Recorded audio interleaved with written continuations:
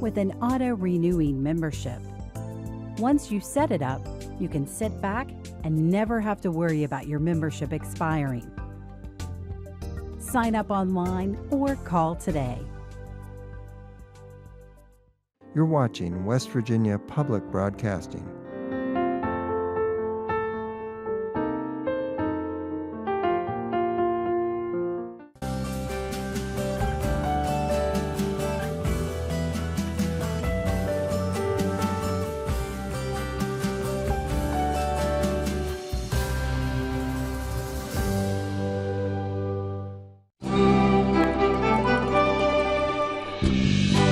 From West Virginia Public Broadcasting. Support for the Legislature Today is provided by AARP West Virginia, your ally for real possibilities in the Mountain State. Learn more at aarp.org/WV. The Charleston Gazette-Mail, using its CGM app to deliver the latest news, traffic, and weather alerts, keeping you in the know while you're on the go. Lumos Networks, online at lumosnetworks.com. Marshall University, with more than 100 degree programs offered in 4 locations and online. More about the Marshall family at marshall.edu. Orion Strategies, professional public relations, government affairs, creative services, and research and polling, with offices in Charleston, Buchanan, Martinsburg, Pittsburgh, and Columbus. Good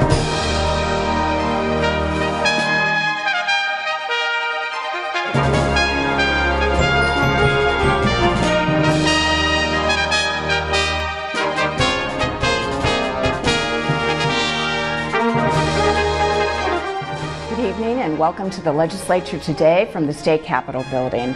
I'm Suzanne Higgins. And since it's Friday, that means we're joined by veteran State House reporters. We have Jake Zuckerman of the Charleston Gazette-Mail, Brad McElhenney of West Virginia Metro News, and Ryan Quinn, also from the Gazette-Mail. Thank you guys for joining us today. Thank you for having us. The first full week of this legislative session, it began with the resignation of a state senator who has decided to run for the presidency, and his replacement, the replacement for to represent Logan County, was sworn in and assigned to his committees this afternoon or this morning. So tell us what we know about Senator Ojeda's departure and what we know about Senator Paul Hardesty. One bit of intrigue was that Ojeda was firing shots at Hardesty before he was even named. On the way out, Ojeda's resignation letter referenced directly, "I hope the governor doesn't pick a lobbyist. I hope he doesn't pick his friend." And so who does the governor Hardesty, pick? Senator Hardesty it has been lobbying up to this point. Was a lobbyist for the governor's private business, the Greenbrier Resort, and was listed as a lobbyist for some of other justices' other businesses. And that part is not quite clear to me, but it's somebody that the governor has known very well and has had a business relationship with, now taking that seat representing counties in southern West Virginia. And Senator Ojeda was quite disgruntled when he left. I mean, he made his feelings known, and it really was interesting that he tried to have such a role in his successor. Yeah, you know, it's weird that he took up such an issue with something that he had absolute control of, you know, whether or not there would be a successor. But, you know, he's always been full of intrigue. He came in right after this really malicious assault against him, and he's always just drawn so much attention, first for forcing or getting this medical marijuana program through that no one saw coming, and then he was just a magnet for attention during the teacher strike. Then on his way out, he said, "I think this Paul Hardesty guy is going to come here and I don't trust it," and then turned out to be entirely correct, but it's a device of his own doing. And then, as Ryan reported today, he actually attempted to unresign or something of that ilk. That maybe you want to... Yeah, he apparently called the Senate Minority Leader, Roman Prezioso, and asked, "Can I rescind my resignation letter?" Oh, wow. And Prezioso basically said, go talk to Mitch Carmichael, the Senate President, leader of the Republicans, because that's who you sent the resignation letter to. There's no precedent for this sort of issue. And then when I spoke to Jetta, he said, I'm not going to talk to Carmichael because I don't think Carmichael is going to help me out on this. And he said that he was very upset that the governor had picked his, up until that moment, lobbyist to be his successor. And he he said that even if he had gotten his position back as a senator, he would not have ended his presidential run. Well, I do want to say that I've talked to, and Senator Hardesty is a member of the minority party. He is very well received among sitting senators within his the Democratic caucus is what I'm trying to say. Yeah, they came out with a news release right away last night saying we welcome him, we intend to work with him. Hardesty, for his part, came in saying, I think, the right things about the district he represents. It's a district that's been hit really hard with economic struggles over the last few years, and that is what his intended emphasis is. We asked him, this is temporary and the seat is up in 2020. Do you intend to run for it again? And he says he does. Okay, well, now let's go on to some policy movement this week, this very first week. Last night, a really interesting meeting in Senate Finance about the Senate Bill 1, which is the Community and Technical College Bill, and a very interesting exchange between the minority leader, Senator Prezioso, and the Chancellor of the CTC system, Sarah Tucker. And we'll take a listen to that now. You would have no objection if we would include the four-year institutions that have an associate degree? I mean, it depends on how much money you're willing to allocate. Well, you shouldn't have any deal with the money. That's our responsibility. I'm just asking you philosophically, would you have a problem with adding associate degrees in four-year regional institutions? The way that the bill is currently set up, I'm asking there has to be associate degree, up to an associate degree in a high need program. Because we're all in this thing together. We want a better trained workforce. We want a highly skilled workforce. We want business to bloom. We want to give our students the ability to get as much education as they can. That helps the total environment in the state. So you would have no objection. The other thing that could be an interesting way to work with the 4 years in this bill is to think about, or in any bill, frankly, is to think about ways to encourage transfer and articulation agreements. Well, those exist. There were less than 2,000 students last year that transferred from a 4-year to a 4-year, from a 2-year to a 2-year, from a 2-year to a 4-year, and back again. Well, that's better than zero. It's better than zero, but we need better pathways there. We need better pathways. You're exactly right. We need pathways that totally encompass a systemic education pathway, not just for one entity. Yep. And so this, of course, is a scholarship program, and we hear that the minority wants to broaden. Right now, it's specifically for the CTC system. They're asking questions about expanding that scholarship assistance program to the larger 4-year universities. So what are we thinking, that there'll be amendments on the floor to that? I'm getting the feeling that there will be. Senator Prezioso said today, I called him up to ask him, because after that moment where he tried to elicit out of the Chancellor of the CTCI system support for something that she didn't seem to be willing to outright say she supported, which is expanding the free community college tuition bill to not just cover free tuition for community colleges, but to also pay for those few associate's degrees that are offered by the 4-year system. I think at Fairmont State, possibly at Bluefield State College as well, and basically expand the bill so you could get free tuition to attend those as well. Prezioso says that he wants to pushed those as amendments, pushed that as an amendment on the floor, said that he didn't do it before it passed out of Senate Finance last night, because when they reconvened, all the Republicans were there and apparently some Democrats were missing, and he said this is an exercise in futility, just going to wait to hash it out on the floor. And he also wants to push some sort of amendment to possibly add some sort of recognition, it's kind of unclear, of federally funded apprenticeship programs, and maybe even take out to some extent the drug testing requirement. But that last one he's really not sure about. All right, and let's just keep going with the education focus. Brad, I saw you just a few minutes ago talking to the president of the West Virginia Education Association, Dale Lee. At this point, what's he saying, thinking? Where's that? You know, yeah, that's one of the great things about doing your work up where everybody mingles, is people will plop down beside you and tell you what they're thinking. I see what next story you're working on. You know, one of the issues I was asking him was, Monday, Martin Luther King Day is observed, and last year, Ryan and I both wound up at a rally of teachers down in the rotunda, and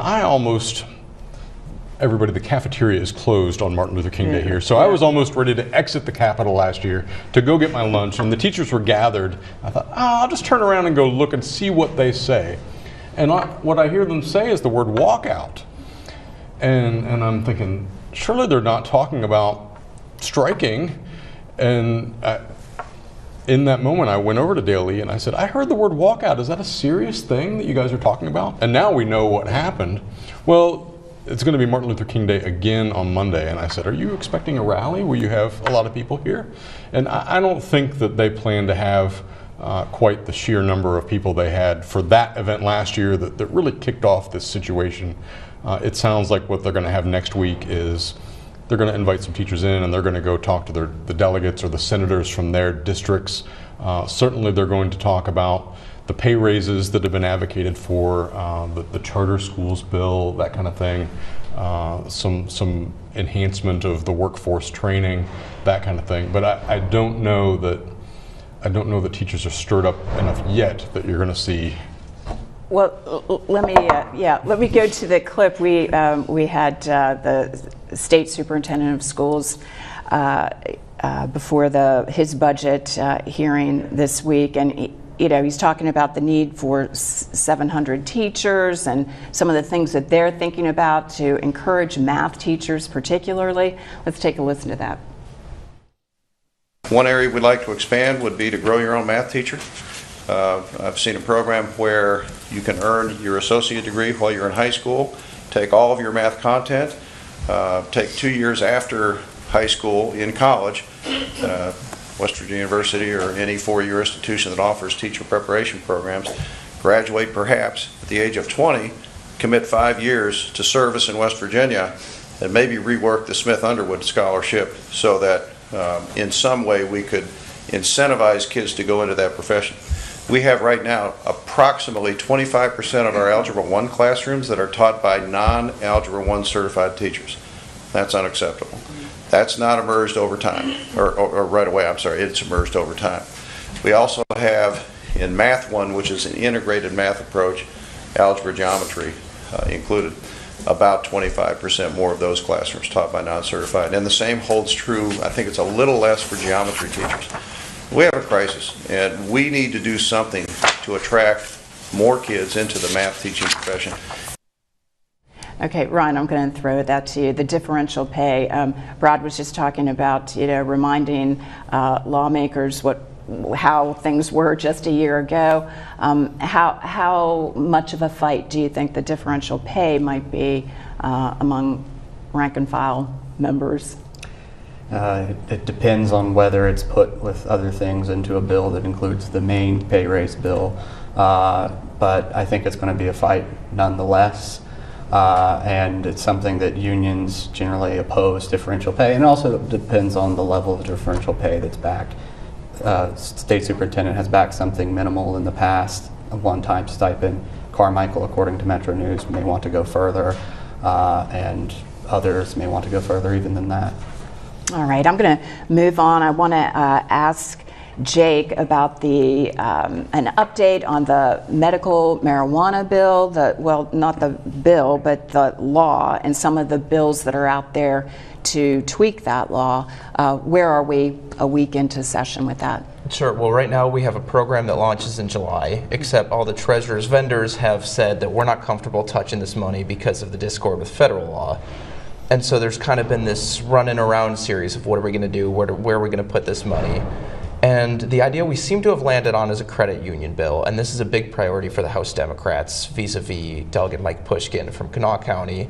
And he thinks that credit unions are willing to accept the risk. And just last week, the Attorney General put out an opinion, and his opinion gives a soft green light to the legislature. It essentially says this might be federally illegal, except the federal government through the Treasury and through the DOJ has kind of given us these okays and wink wink nudge nudge advice on how to do this, and the DOJ cannot use federal funds to prosecute medicinal marijuana businesses that are legal under state law.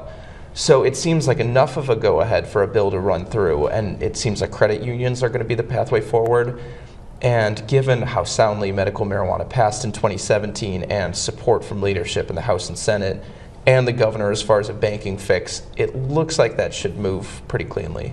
And you mentioned Delegate Pushkin in the House, and he has gone beyond, of course, the medical marijuana law this session to want to start a very serious discussion and push the legalization of recreational use of cannabis.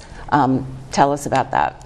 Sure, yeah, I mean, recreational, it's on the table now. We've heard it from Democratic Minority Leader Tim Miley. We've heard it from Mike Pushkin.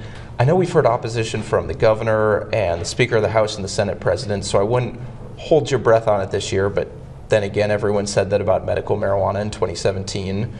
But, you know, sometimes it takes a few years for these things to get through. People have to warm up to the idea, so that seems to be at least the direction things are going on a national scale and in West Virginia. I feel like don't hold your breath is some sort of don't inhale joke. I didn't inhale.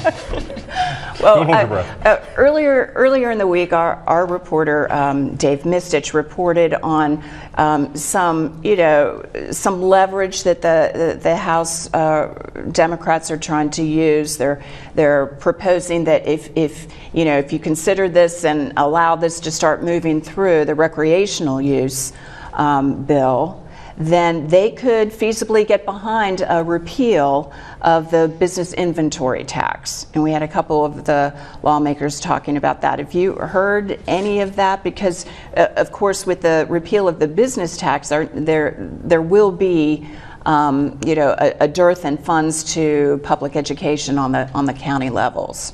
And they were saying that it's estimated that the recreational revenue from recreational use would be $80–90 million, and that could be earmarked in place of the business inventory tax. I've heard that kind of deal described. I don't have a feel for how serious it is, but because the business inventory tax is a property tax, it's embedded in the Constitution, so you've got to have 2/3 majorities in each house to pass out something like that to go to a vote of the public. So you're going to need Democrats. So it stands to reason they'd be looking for some kind of deal if they really want to get it done. To that point, I'd add that I'd like to see the math behind it. I'm really wondering if you're talking about with the business and property tax about $140 million off the base budget. I can't imagine recreational marijuana bringing in that much revenue. I mean, I'm open to the math, but something about it sounds off. And the business and inventory tax repeal, I mean, that would ultimately go to a vote of the people, and you just have to question at this point, is there an appetite to roll back taxes that largely go to large corporations? I don't know. I don't know. Well, this week also saw a handful of bills pass through both the House and Senate. First, in the House, lawmakers passed House Bill 2164, which would ensure that appeals before the state Supreme Court are a matter of right, is a right for citizens. And I don't think, well, some people don't even realize that you can't automatically appeal to the Supreme Court. Sure, well, I'll jump in. I mean, since 2011, the court has been acting under a rule that says there are automatic repeals, and rules have a force of law, but they can change with any court. So this is the House's way of really establishing that and hoping the Senate does so. And I wouldn't divorce it entirely from the intermediate court issue, because if there's concern that West Virginians don't have enough of an appellate right in this state, this could be an expression of really solidifying the court's decision to make that a rule, that you do, yes, you do in fact always have a right to appeal a decision from a circuit court. How did the Supreme Court do in front of their budget presentations this week? I found it fascinating just based on the context and the sort of interpersonal dynamics. You know, Chief Justice Beth Walker, who was the only one of all of them who went through an impeachment trial in the Senate this morning, she was appearing before the House Finance Committee, and one of the delegates said, "It's a pleasure to see you today. Thank you for being here." And she said, "Oh, I'm so glad to be here. Really, thank you." So, I mean, there was some funniness to it, but you know, she really acknowledged this constitutional amendment that did pass through a vote of the people just this last year, giving the legislature greater oversight of the Supreme Court's budget and the judicial budget as a whole. And she said, you know, we recognize that you've got that power now, and we want to be as open and transparent as we can so that you trust us. And they did, I believe, propose a budget that's $7-8 million less than last year. So I think they're trying to show that they're, you know, reining things in. And the other interesting thing I thought was that, at least this morning, every justice on the Supreme Court showed up for that budget hearing, which hasn't been the case in the past. So kind of showing a unified front. Over on the Senate side, Senate Bill 24 was one of the first bills that got all the way through and is now over in the House. And that brought to light that when all the public employees last year got their pay raises, that local county boards of health did not. And let's just take a quick listen to Senator Ron Stallings of Boone County, who is a physician, and he spoke to the bill. I was heartbroken last year that these folks, we didn't go back and backfill them, so they did not receive the raise that other folks did last year. At the same time, they're having to do more and more work with the hepatitis A outbreak, foodborne, as well as the opioid issues with bloodborne hepatitis, as well as the increase in HIV/AIDS and STDs. So if there was a group of people overworked and underpaid, it's these folks. We've had to cut their budgets in the past. They're on a shoestring budget still, but certainly for all that they do for public health in West Virginia, we deserve and they deserve, and we need to get them out of purgatory. I mean, he brings up a lot of public health concerns, and we're again spiking in hepatitis C, and just how much of the health concerns that local public health officials are dealing with. But it also brings into the bigger issue of pay raises, and where are those what the governor has proposed just 10 days into session now.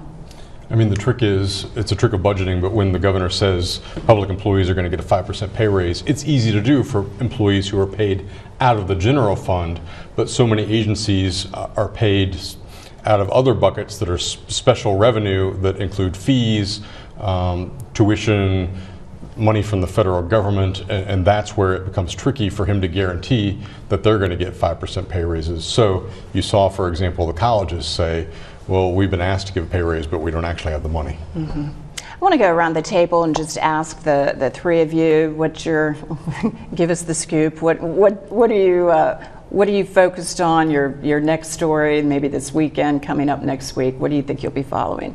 Ryan, we'll begin with you. Well, start off with trying to explain what's coming as far as amendments to the Community and Technical College bill, and figure out whether it's got any chance of passing in the House, because it got through the Senate before rather quickly last session, the House never took it up.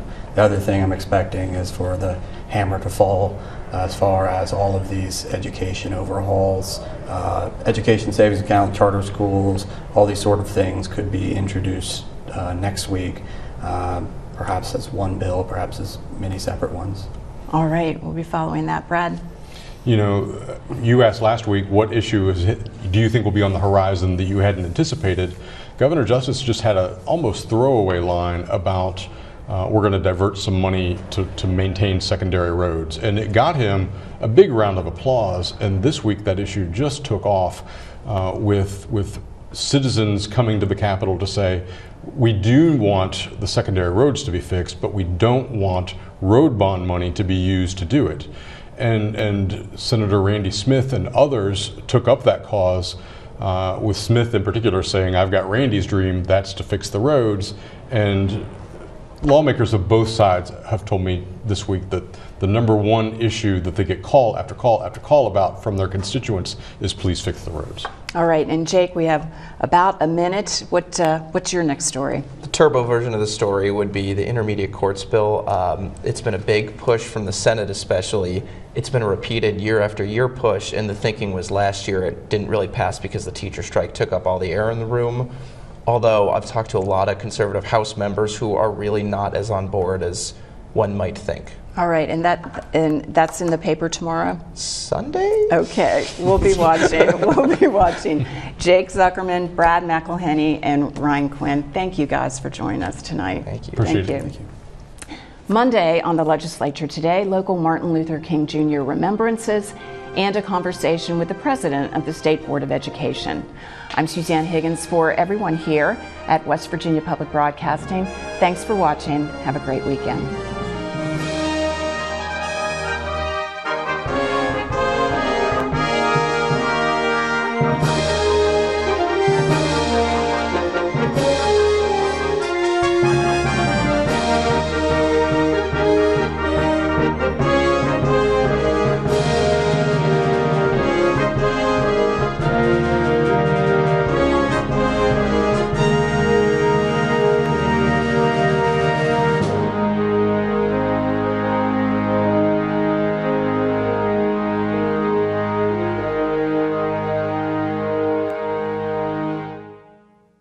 West Virginia Public Broadcasting viewers